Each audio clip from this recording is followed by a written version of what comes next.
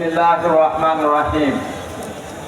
শাহাদাতের তামান্নায় উদ্ভাসিত, আসহাবে রাসূলের আদর্শে উজ্জীবিত, কোরআনের শাসন প্রতিষ্ঠায় প্রত্যয় দীপ্ত বিপ্লবী কাফেলা বাংলাদেশ জামায়াত ইসলামী মুরাদনগর উপজেলা শাখার আয়োজনে আজকের এই বিশাল কর্মী সম্মেলনের সম্মানিত সভাপতি, প্রধান অতিথি, সম্মানিত জেলা আমির, জেলা সেক্রেটারি, থানা আমির সহ আমন্ত্রিত সকল দায়িত্ববৃন্দ এবং আপনারা যারা শুনছেন সবাইকে আমার হৃদয় নিংড়ানো সালাম, আসসালামু আলাইকুম ওয়া রাহমাতুল্লাহ। আসলে এত মেহমান উপস্থিত হয়েছেন, প্রত্যেকের বিশেষণ যদি আমি উল্লেখ করি তাহলে থানা আমির আমাকে যে সময় দিয়েছে সেই সময় চলে যাবে। তবে অন্তর থেকে সকল দায়িত্বশীলদের জন্য দোয়া করি, আমার দয়াময় আল্লাহ যেন তাদেরকে সুস্বাস্থ্য এবং নেক হায়াত দান করেন, তাদেরকে যেন সম্মান এবং মর্যাদার উচ্চ আসনে আসীন করেন, তাদের পরিবারগুলোকে যেন আল্লাহ তার রহমতের চাদরে আবৃত করে রাখেন।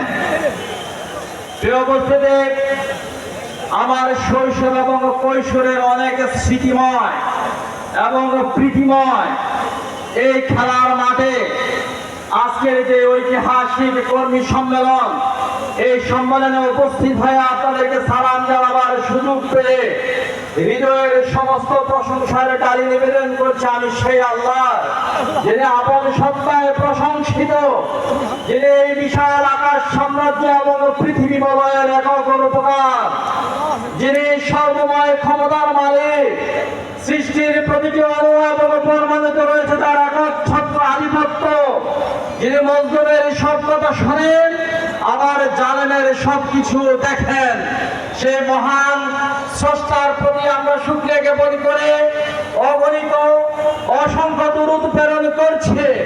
সর্বকালের সর্বযুগের সর্বশ্রেষ্ঠ পথ প্রদর্শক মানবতার মুক্তিদূত রাসূল আকরাম সাল্লাল্লাহু আলাইহি সাল্লামের প্রতি, যিনি এই ধরনামে আবির্ভূত হয়েছিলেন নিপীড়িত, নিষ্পেষিত এবং লাঞ্ছিত মানুষের মুক্তির বার্তা নিয়ে মহাকালের মহাবিপ্লবী হয়ে। সম্মানিত উপস্থিতি, আপনারা জানেন আল্লাহর রাসূল সাল্লাল্লাহু আলাইহি সাল্লাম এই পৃথিবীতে এসে থামিয়ে দিয়েছিলেন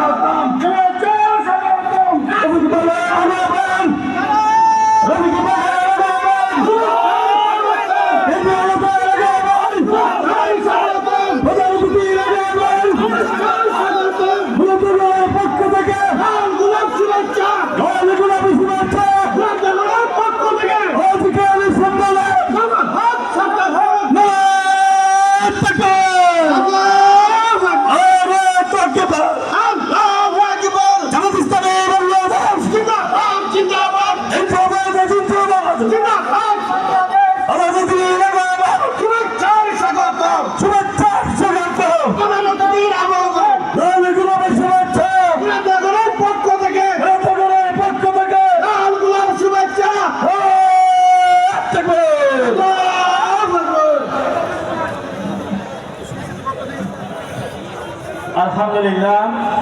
আলহামদুলিল্লাহ, আমাদের সম্মানিত প্রধান অতিথি আমাদের মঞ্চে আসন গ্রহণ করেছেন, আমাদের জেলা নেতৃবৃন্দ মঞ্চে আসন গ্রহণ করেছেন, তাদের আলোচনা আমরা শুনব। আলহামদুলিল্লাহ, আমি আমার সংক্ষিপ্ত কথা শেষ করছি। সম্মানিত উপস্থিতি,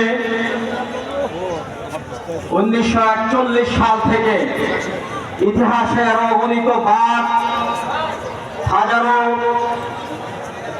হাজারো বেদনার মরণ যন্ত্রণা অতিক্রম করে শত শত বাধার বিন্ধ্যাচল বিজয় করে বহু ষড়যন্ত্রের জাল ছিন্ন করে বাংলাদেশ জামায়াত ইসলামী আজ লক্ষ কোটি মানুষের হৃদয়ে আসন গেছে।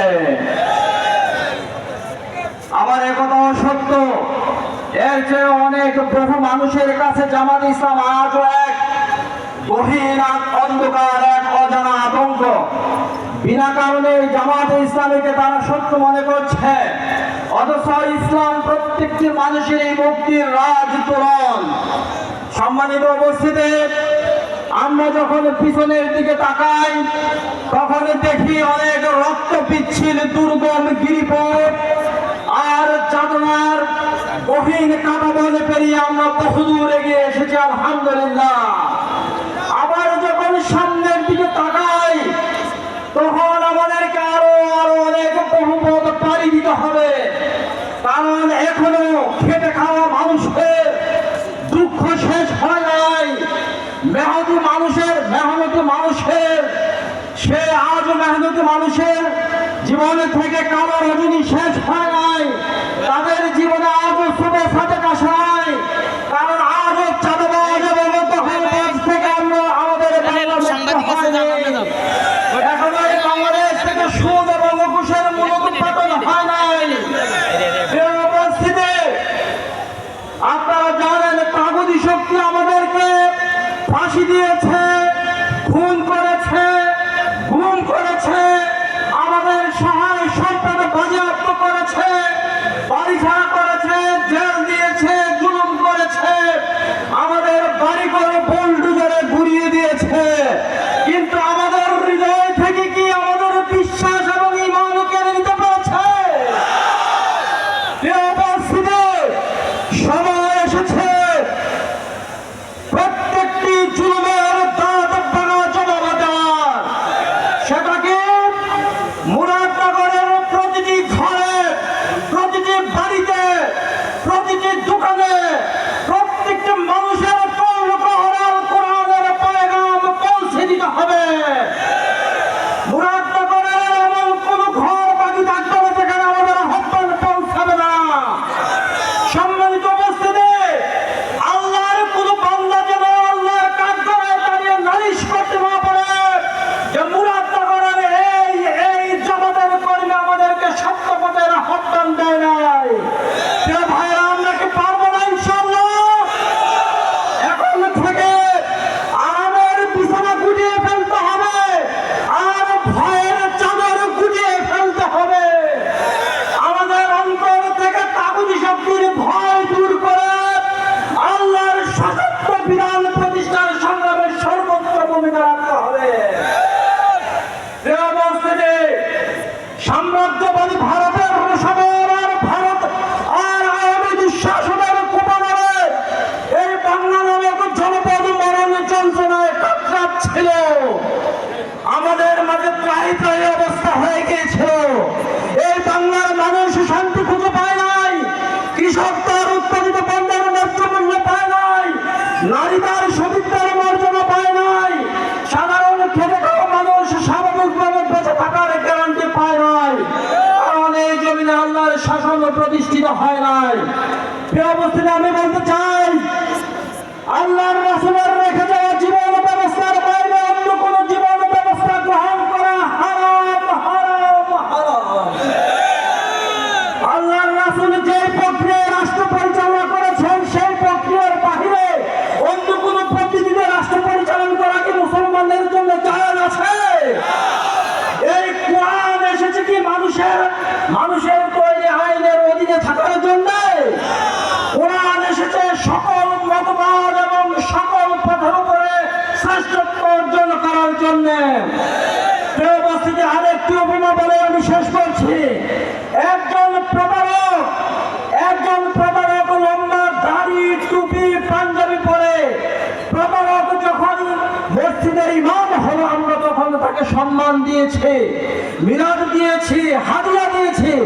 যখন দেখতাম সেই ইমাম মসজিদের গড়ি চুরি করে, ফের চুরি করে, দান মাংস লুট করে, তখন আমরা তাকে কি বলবো? চোর।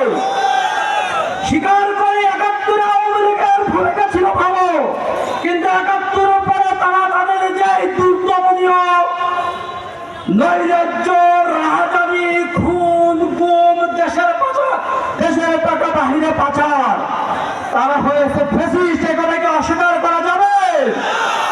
সম্মানিত উপস্থিতি, নেতৃত্ব কোনো ভোগের বিষয় নয়, নেতৃত্ব হলো জবাবদিহিতার বিষয়।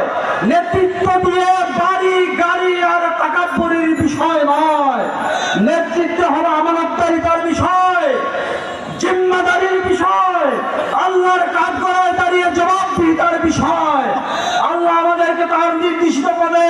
সাথে চলার তৌফিক দিক, আমাদেরকে আমাদের দিনের দায়িত্ব পালন করার যোগ্যতা দিক, আমাদেরকে বিশ্বাস হিসাবে আমাদেরকে মৌত দিক। ওমা তাওফিক ইল্লা বিল্লাহ। আসসালামু আলাইকুম ওয়া রাহমাতুল্লাহ।